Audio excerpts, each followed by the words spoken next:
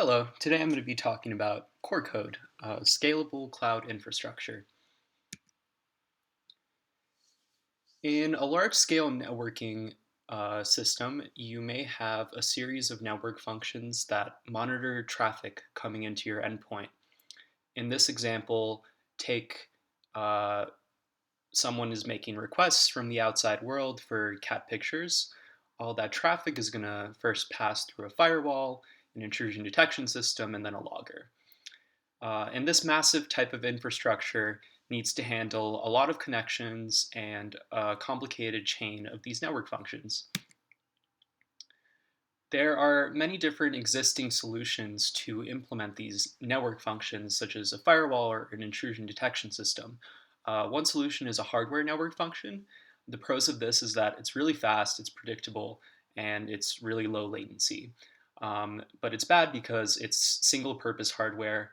So you buy a firewall hardware box, so you can only use it for firewall purposes. It's really expensive to purchase and to install, maintain. You need a lot of manpower. It's really inflexible too, since you can only use that particular box for a firewall. Another solution is a software orchestration platform, such as Kubernetes. The pros of this is that your network functions can be written as code and deployed in this container, which is flexible, and it's good at utilizing resources of the host machine. So Kubernetes is designed to uh, optimize how many resources it's using. It's unpredictable though because you are sharing resources and it's really high latency, especially when you need to make new containers on the fly. Another potential solution is the software network function. These network functions are just written as pure code, gives you great flexibility. High performance network middleware can give you consistent predictability, but it's slightly slower than a hardware solution since we're now using processes as our network functions, and there's no like native ability to scale. So you still need to over provision a lot of these different network functions in order to make sure you can meet the demands of your server. So that's where core code comes in. And this is the nice balance between the speed of hardware and software network functions mixed with the scaling abilities of something like Kubernetes. So as I mentioned, we inherit the flexibility of the software network functions. It's completely scalable, meaning that network functions will duplicate and deallocate on demand as traffic is flowing through the system.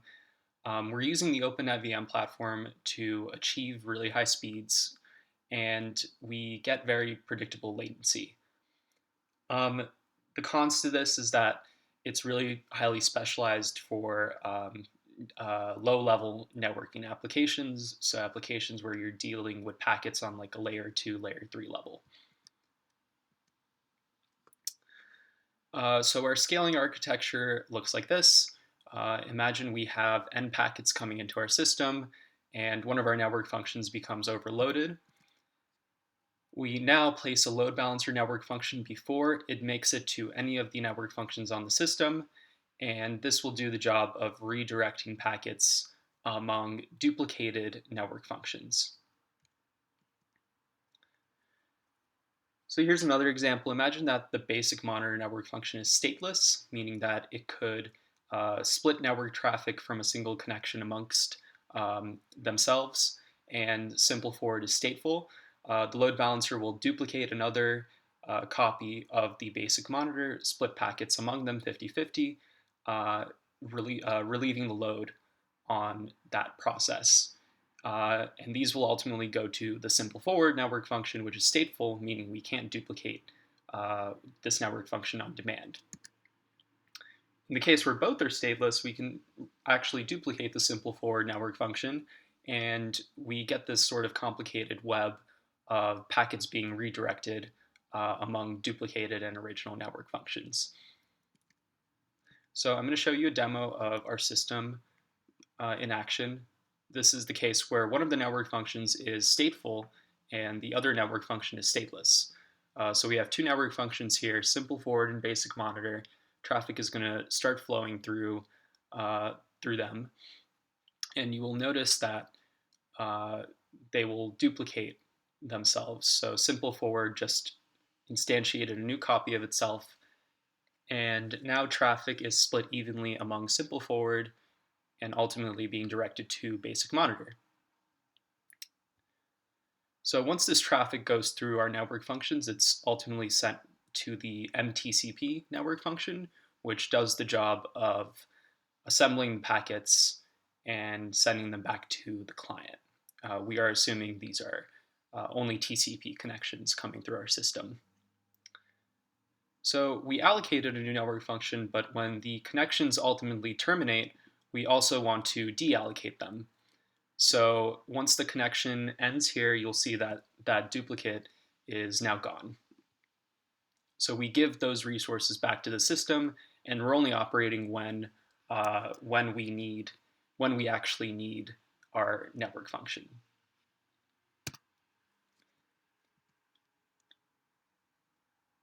So in the case where all the network functions are stateless, we see an even more complicated web of these network functions, and you will also see all these packets are being split evenly among these duplicates. So in this case, we started off with basic monitor and simple forward, and now we have 4 additional copies of these network functions, which are now receiving a portion of the load.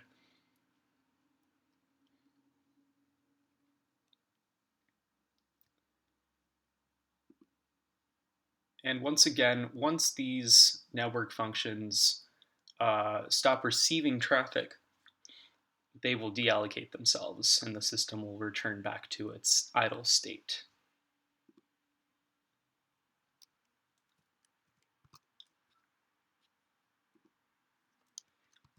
So performance in this case, our time per individual request when we're load balancing is slightly higher. This is for a 500 megabyte file. It takes about 5 seconds to fully download this request, but with no load balancing, it's about 3.5 seconds.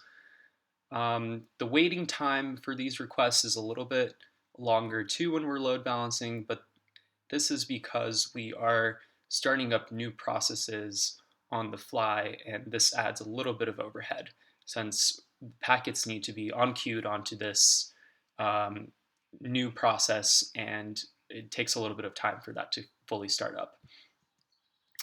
So the performance in terms of throughput is pretty comparable. With load balancing, we get almost 9 gigabits per second download speeds, and the traditional speed is about 9.5. So we do see a little bit of performance degradation with load balancing, but this makes sense because there is this additional overhead of starting up new processes. Power consumption by the server CPU. So this is drawing the point that we're only using energy when we really need it. In the traditional sense, we're using a constant amount of wattage in our server. With CoreCode, we're only using that energy when we really need it, when we're actually getting network traffic. So CoreCode provides us the flexibility of software, latency that's predictable, and efficient scalability. Thank you.